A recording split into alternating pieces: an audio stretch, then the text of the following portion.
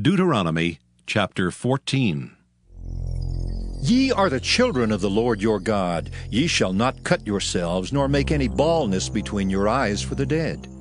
For thou art an holy people unto the Lord thy God, and the Lord hath chosen thee to be a peculiar people unto himself, above all the nations that are upon the earth. Thou shalt not eat any abominable thing.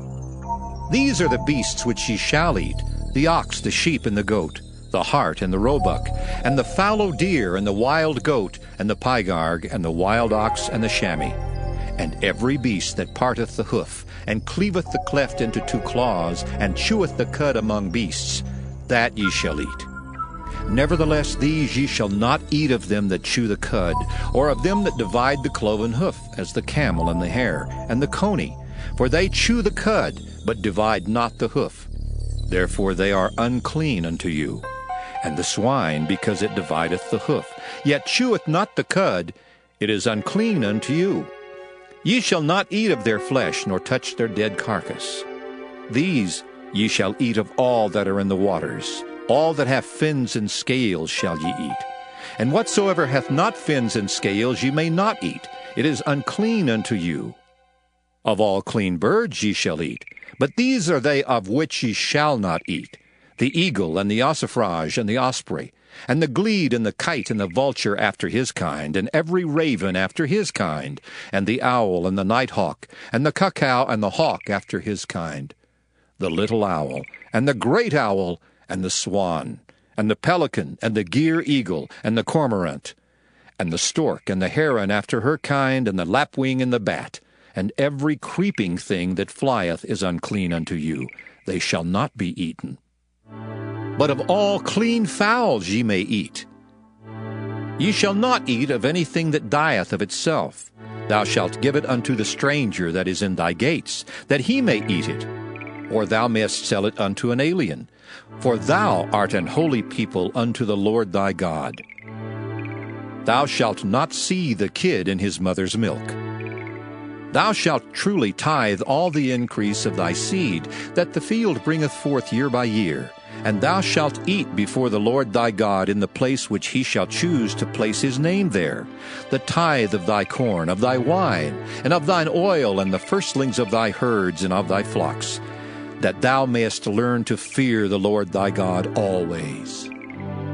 And if the way be too long for thee, so that thou art not able to carry it, or if the place be too far from thee, which the Lord thy God shall choose to set his name there, when the Lord thy God hath blessed thee, then shalt thou turn it into money, and bind up the money in thine hand, and shalt go unto the place which the Lord thy God shall choose.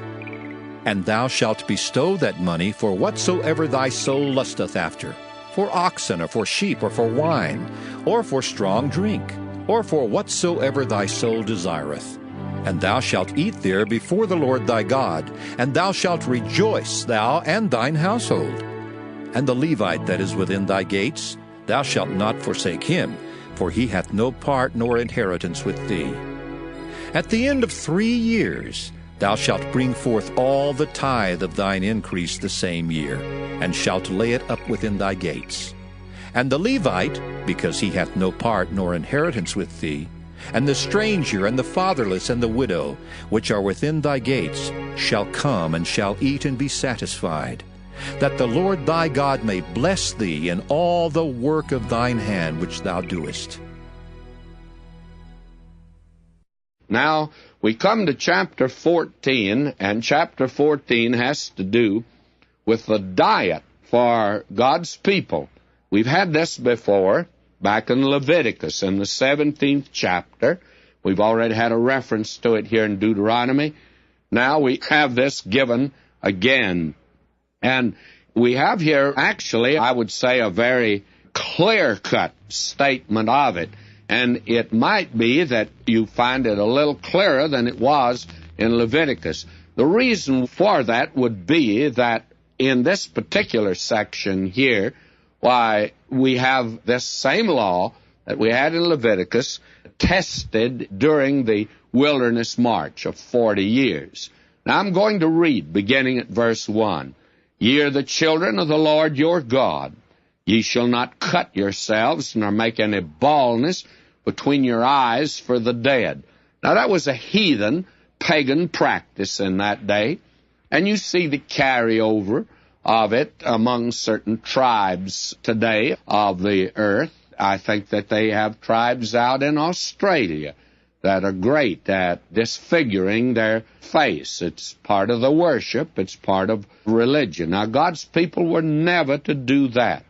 Now we have here the reason for the dietary laws, and he'll give them in this chapter. For thou art a holy people unto the Lord thy God, and the Lord hath chosen thee to be a peculiar people unto himself above all the nations that are upon the earth. Now, if you have my book on Leviticus, when we were going through Leviticus, you got that book. It would pay you to turn back there to the 17th chapter and to read about the clean and unclean animals and how this diet that God gave to his people was more than just a religious ritual, that actually there was a physical benefit by them observing it, and that it's been tested down through the centuries. Now, when the plague broke out years ago in Austria, and I have that in the book, the detailed account, that the Jewish population were not touched by the plague at all, but the rest of the people died like flies. And finally, why, of course, the anti-Semitic element, they use that as an argument. They blame the Jews for the plague. And, of course, they had nothing in the world to do with it.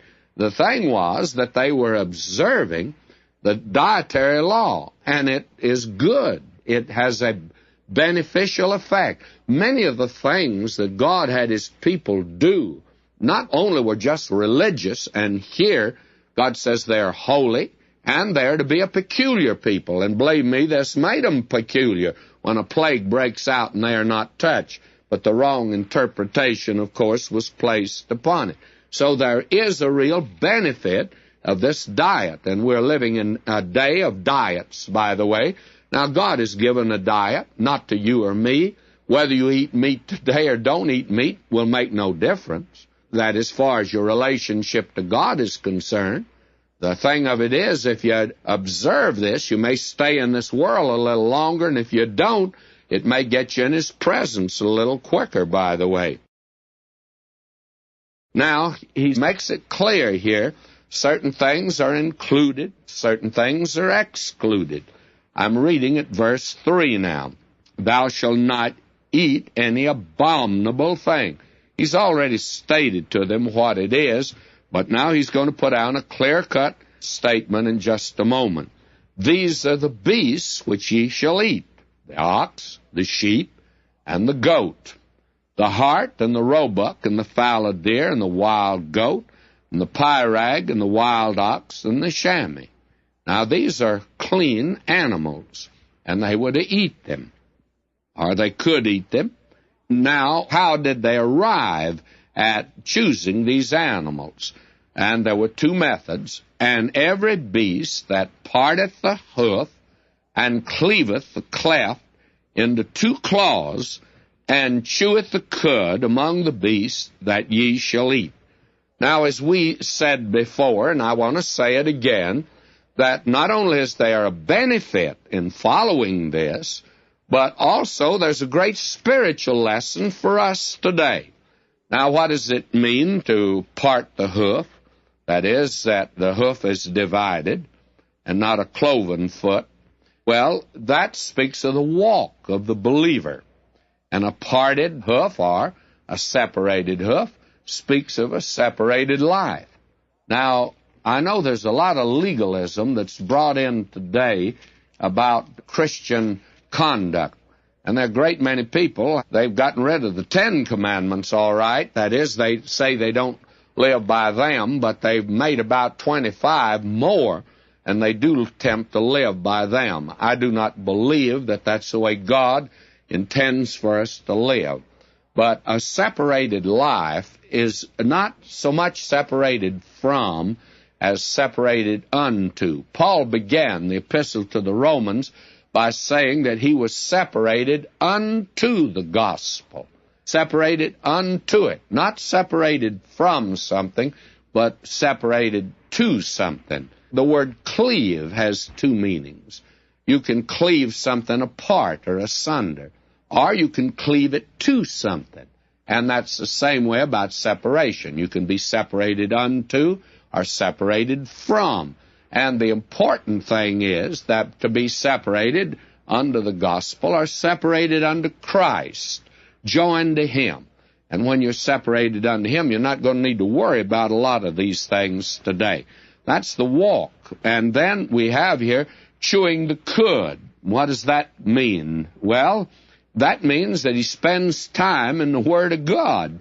That's what chewing the cud is. In fact, you have that over in Psalm 1, verse 2. It speaks of the blessed man, and in his law, that is, God's law, his delight is in the law of the Lord, and in his law doth he meditate. And that word meditate is the idea of chewing the cud. And he eats the Word of God, and like a cow. Cow has, I think, they tell me, about 3 stomachs. She chews the grass of a morning, puts it in one, and then when it gets hot in the day, she lies down under a tree or stands under the cool shade of a tree and transfers that grass by re-chewing it, and that's chewing the cud. She moves it over to another tummy, and that's the way we should do the Word of God. This has a great spiritual lesson for us today. Then he mentions those here that they're not to eat, and then he mentions the clean birds and the unclean birds. Now, a great many people make a great deal about not eating pork. They try to get back under the Mosaic law today. But what about birds? Now, I had a neighbor quite a few years ago, and he was a wonderful neighbor. And, in fact, he and I played tennis together. And I asked him one day, he was trying to tell me about you ought not to eat pork. He was a doctor, by the way, and he said, oh, how bad pork was for you. And I asked him, I said, did you ever eat an ossifrage and an osprey? He looked at me, oh, what did he say? I said, an ossifrage or an osprey? He said, I don't even know what they are. Well, I said, you sure better find out. I said, I might invite you over someday for dinner, and I'd have roast ossifrage, and that would be just as bad as eating pork. Why, he said, I never knew that. And so I told him he better look it up, and I sent him to the 17th of Leviticus, but here it is in the 14th of Deuteronomy, verse 12. But these are they of which ye shall not eat, the eagle, and the ossifrage, and the osprey. Now, if I was under the Mosaic law today, I'd sure find out what that ossifrage was, friends, and that osprey, because you don't know when you'd go have dinner with a friend and they'd turn up with having a roast ossifrage, and you'd be breaking the law. Verse 22, thou shalt truly tithe all the increase of thy seed that the field bringeth forth year by year. And then he mentions in verse 26, and thou shalt bestow that money for whatsoever thy soul lusteth after, for oxen or for sheep or for wine. God, as we've said, promised to bless his people materially if they served him, and he did. Verse 28, at the end of 3 years thou shalt bring forth all the tithe of thine increase the same year, and shall lay it up within thy gates. Now, I don't have time to go into this, nor do I intend to, but if you'll examine the law rather carefully, you'll find out they paid actually 3 tithes. That is, 30% of what they made went to the Lord, not just 10%. I think a tenth went into the temple immediately. But also there was this tithe that's mentioned here at the end of 3 years, and the tithe of the seed. And then verse 29, and the Levite, because he hath no partner inheritance with thee, and the stranger and the fatherless and the widow, which are within thy gates, shall come and shall eat and be satisfied, that the Lord thy God may bless thee in all the work of thine hand which thou doest. God had a concern for the poor.